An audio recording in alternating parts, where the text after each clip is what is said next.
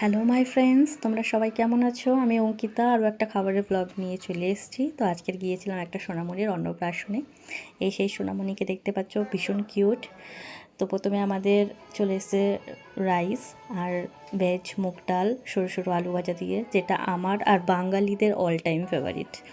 তারপর চলে আসছে বেশ লাল লাল আর ঝাল ঝাল করে পটল চিংড়িটা দুর্দান্ত খেতে হয়েছিল, আর চিংড়ি মাছের পরিমাণটাও ভীষণ ভালো ছিল, ভীষণ ভালো।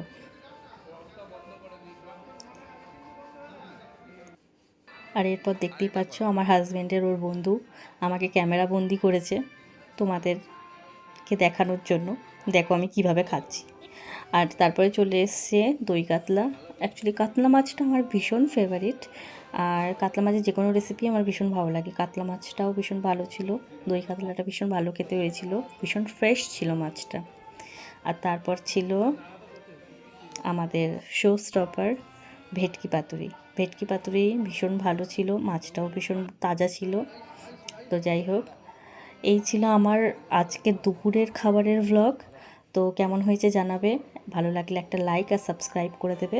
আর এরপর মিষ্টি খেয়ে আমি আমার খাবারটা শেষ করলাম।